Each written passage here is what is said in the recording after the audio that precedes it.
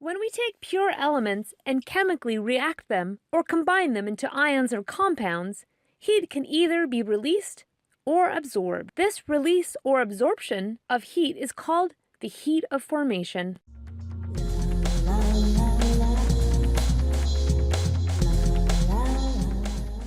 In this lab, we'll use both measurements in the lab and previously measured heats to determine the heat of formation of solid ammonium nitrate from nitrogen gas, hydrogen gas, and oxygen gas, pure elements. Unfortunately, we cannot simply just combine the nitrogen, oxygen, hydrogen gases in a bottle or in a reaction and make this product, because this reaction doesn't occur like that. Instead, it's going to be the process of several steps. Step 1. Ammonia is formed by splitting nitrogen gas and adding hydrogen gas.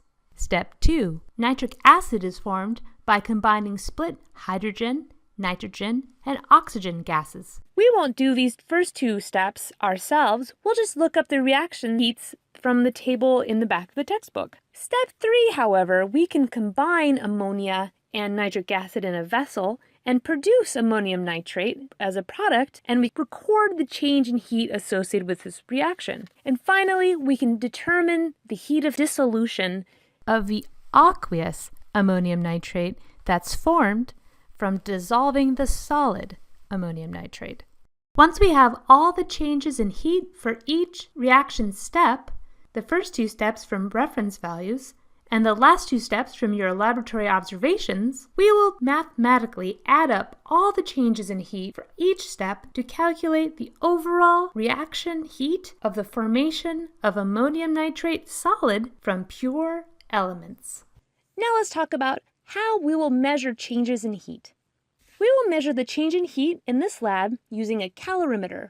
The calorimeter is an insulated and closed vessel in which a reaction can be undertaken in an aqueous or water-based solution. This reaction is therefore going to be enclosed, and as it is insulated, it's going to protect from any heat being lost to the outside world. On the top, it has a port into which we can insert a thermometer, and through the thermometer, we will track the change in temperature of the solution and therefore be able to calculate how much heat is actually being released or absorbed by the reaction. The calorimeter method is based on a simple premise that when a reaction occurs inside the calorimeter, no heat is lost to the outside world beyond the calorimeter due to its insulation. Some heat from the reaction will be absorbed by the calorimeter itself, and the rest of the heat from the reaction will be absorbed by the aqueous solution contained within the calorimeter. So we're going to find that the heat of the reaction is equal to the sum of the heat absorbed by the water and the heat absorbed by the calorimeter. We'll track the change in temperature of the solution. We then can convert the water's change in temperature to the heat absorbed by the water. To do this, we're going to use the specific heat of water. The specific heat of water is 4.184 joules per gram degree Celsius. The specific heat of water gives you how much energy in joules is needed to raise 1 gram of water by 1 degree Celsius. We'll multiply the specific heat of water by the mass of the water and the change in temperature of the water. We'll get the mass of water by taking our measured volume of water in milliliters and converting it to grams using the 1 gram per milliliter density of water. We'll get the change in temperature of the water by the final temperature of the water minus the initial temperature of the water. In order for the calorimeter method to truly track the heat released from a reaction, we also need to know the specific heat capacity of the calorimeter itself, or how much heat the calorimeter will absorb for every change in degrees Celsius. Determining the heat capacity of the calorimeter. Before we start testing the heats of reaction using a calorimeter, we will have to test the heat capacity of the calorimeter itself. This means we're going to have to measure the heat absorbed by the calorimeter for every degree in Celsius change in temperature that we monitor. We'll measure the heat capacity of the calorimeter by tracking the temperature change of a known volume of cold water as we add a known volume of hot water to the calorimeter. When we combine the hot and cold water, the new combined solution will reach an equilibrium temperature. The hot water loses heat to the cold water, and as a result, the cold water warms up. Based on the specific heat of water, the mass of water, and the temperature change, we'll be able to calculate how much heat the hot water loses and how much heat the cold water absorbs. The difference between the heat lost and gained will be the heat absorbed by the calorimeter itself. Let's see what this looks like. We're going to heat up about 150 milliliters of DI water in a beaker on the hot plate. Carefully plug in the hot plate. Place the thermometer into the beaker and turn on the hot plate by turning the heat knob to a medium setting between 4 and 6. Turn on the temperature tracker and closely monitor the increasing temperature. Our goal is to heat the water to 85 degrees Celsius. The water will take several minutes to heat up and may require adjusting the heat throughout that period. Once you've reached a temperature near 85 degrees, turn the heat down to prevent the water from exceeding 85 degrees or boiling. If the hot water temperature exceeds 85 degrees Celsius, use the silicone grippers to lift the beaker off the hot plate while turning the heat down. Make sure not to let the water boil because we'll lose water and it'll become difficult to handle. Using the 100 milliliter graduated cylinder, measure out 40.0 milliliters of room temperature DI water. We'll pour this 40 milliliters into the calorimeter, and this is the cold water. We'll also track the cold water's temperature with the second thermometer. Once the hot water is stable at around 85 degrees, use the silicone grippers to pour about 40 milliliters into the 100 milliliter graduated cylinder. This is to warm it up so that the heat of the hot water won't be lost. We'll pour this water out and then safely pour another 40.0 milliliters of the hot water into the cylinder. Insert the thermometer into the cylinder to get the current temperature. Press the play button on the temperature tracker to track the two temperatures on a plot. Open the calorimeter and carefully pour the hot water in and close the lid. Stir with the thermometer. Observe the change in temperature as the hot water warms up the cold water and the cold water increases in temperature. Once we transfer it into the calorimeter, the heat of the hot water is going to be transferred to heat of the cold water warming up and some heat into the calorimeter. Now let's review how we'll calculate the specific heat of the calorimeter using experimental data. Let's first calculate the heat of the hot water. We'll convert the volume of water, 40.0 milliliters, to grams using the density of 1 gram per milliliter, giving us 40.0 grams. Then we're going to multiply this times the specific heat of water times the change in temperature. The change in temperature will always be the final temperature minus the initial temperature.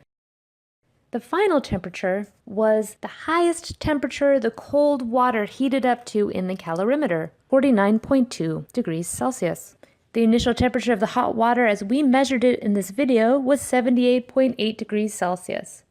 What does this give us? This is a change in temperature of negative 29.6 degrees Celsius. To get the heat of the hot water, it'll be 40.0 grams times 4.184 joules per gram degrees Celsius times negative 29.6 degrees Celsius equals 4,950 joules. We're going to do the same for the room temperature water that's getting warmed up inside the calorimeter. We'll convert the volume of water, 40.0 milliliters, to grams using the density of 1 gram per milliliter. The change in temperature will always be the final temperature minus the initial temperature. The cold water was heated up to 49.2 degrees Celsius. The initial temperature of the cold water was 22.4 degrees Celsius. Subtracting these temperatures, we find the change in temperature of the cold water to be 26.8 degrees Celsius. To find the heat the cold water absorbed, it's 40.0 grams times 4.184 joules per gram degrees Celsius times 26.8 degrees Celsius. This will give us 4,490 joules. Okay, so we're going to calculate the heat of the calorimeter to get the specific heat capacity of the calorimeter. The heat of the hot water is going to go into the cold water and the calorimeter. So Q hot equals negative sum of Q cold plus Q cal. It's negative because it's releasing the heat. So that negative 4,950 joules equals negative 4,490 joules plus the heat of the calorimeter. These negatives cancel out.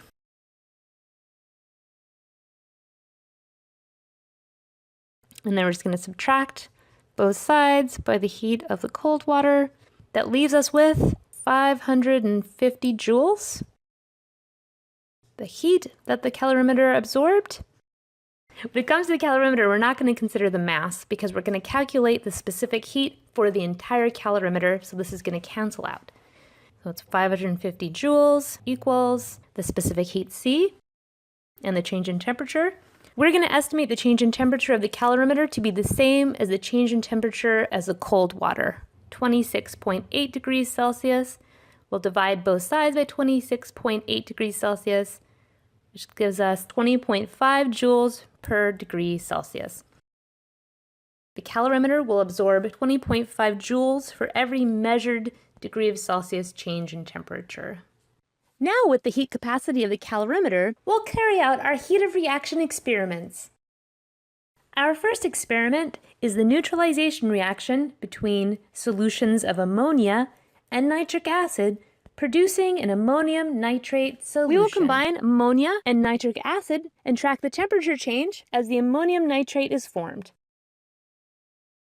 To do this experiment, we're going to pour 40.0 milliliters of ammonia into the calorimeter. It is the temperature of the ammonia solution that will be tracking in temperature for this reaction. Insert the thermometer and close the calorimeter to get the ammonia solution's initial temperature. Make sure to write down this initial temperature.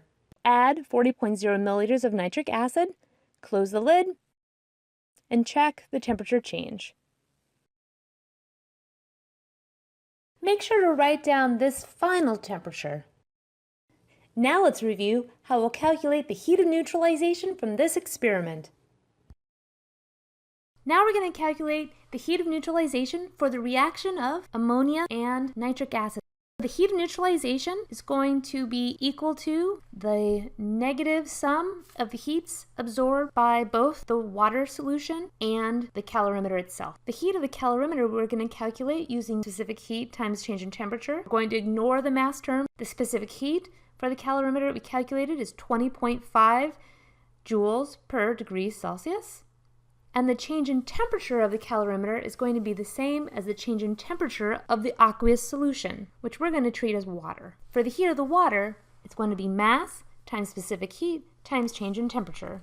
For the mass, we're going to consider both the solutions, 40.0 milliliters plus 40.0 milliliters, making 80.0 milliliters. Aqueous solutions have the same heat capacity and density as water. Using the density of water, this is 80.0 grams. The specific heat of water, 4.184 joules per gram degrees Celsius. The change in temperature, final temperature minus initial temperature, 64.3 degrees Celsius minus 22.1 degrees Celsius equals 43.2 degrees Celsius. Now we can solve for the heat of the calorimeter using the change in temperature, so 20.5 joules per degree Celsius times 43.2 degrees Celsius.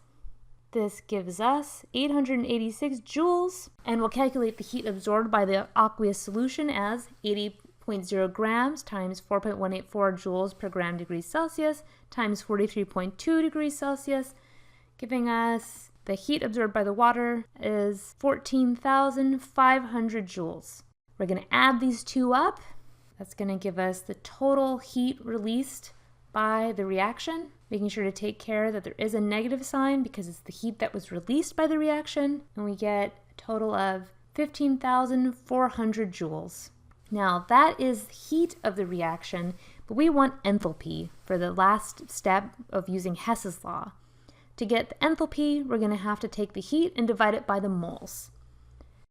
So 15,400 joules divided by the moles. 40 milliliters converted to liters times the 3.00 molar concentration. This is going to give us 0.120 moles. We're going to divide the heat by 0.120 moles, gives us 128,000 joules per mole. We're going to need this for doing the Hess's law calculation at the end of our calculations. Now let's calculate the heat released by the dissolution or the dissolving of the ammonium nitrate to its aqueous ions. We are going to track the change in temperature of water as a consequence of taking solid ammonium nitrate and dissolving it in a known volume of water in the calorimeter. First thing, we'll weigh out about 10 grams of the ammonium nitrate solid. We'll tare the scale with the empty weigh boat and then use the scupula to carefully add 10 grams of the ammonium nitrate solid.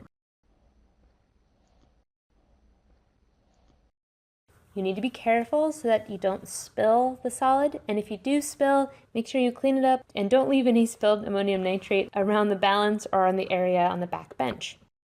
Make sure to write down all of these decimal places. We'll measure 50 milliliters of DI water using the graduated cylinder and pour it into the calorimeter.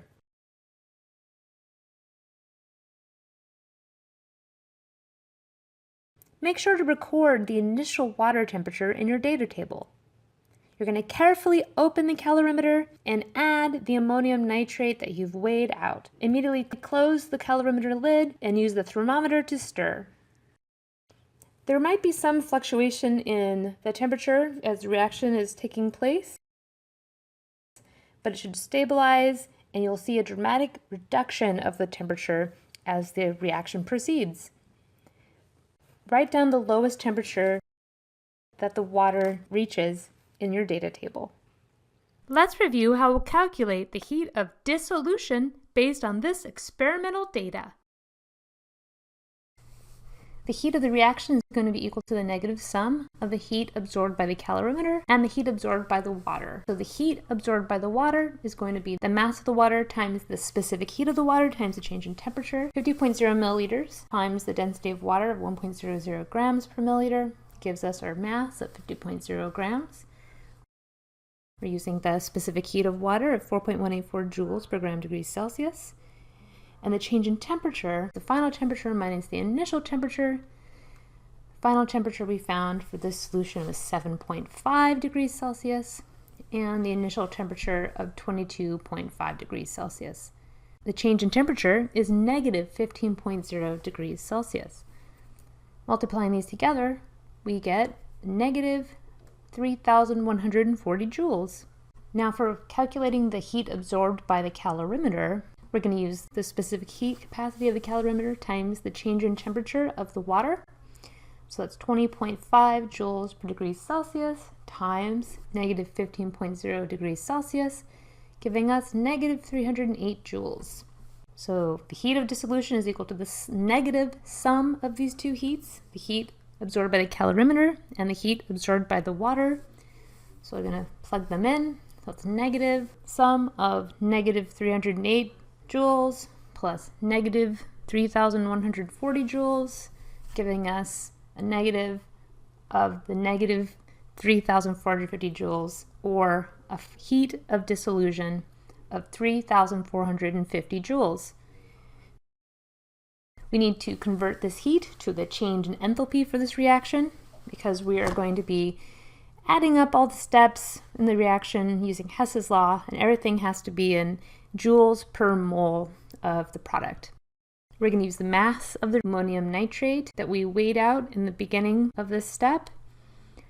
Using the molar mass gives us our moles of 0.12536 moles. So we're going to divide 3,450 joules by 0.12536 moles to give us our change in enthalpy for the dissolution, which is 27,500 joules per mole. And that is our change in enthalpy for the dissolution, or the dissolving of the ammonium nitrate solid into its aqueous ions. So now we are going to use Hess's law, which says that the sum of the changes in enthalpy for the steps of a reaction are going to add up to the change in enthalpy for the overall reaction. Our first two steps of the reaction were given to us in the instructions. They are the standard heats of formation of ammonia from its raw elements and nitric acid from its pure element components. We're going to add to that our step 3, which was the the change in enthalpy of neutralization is negative 128,000 joules per mole. And you're going to see that we need to have everything in kilojoules, so we're just going to convert that. It's going to give us negative 128 kilojoules per mole. And then we're going to add to that our step 4, the heat of dissolution.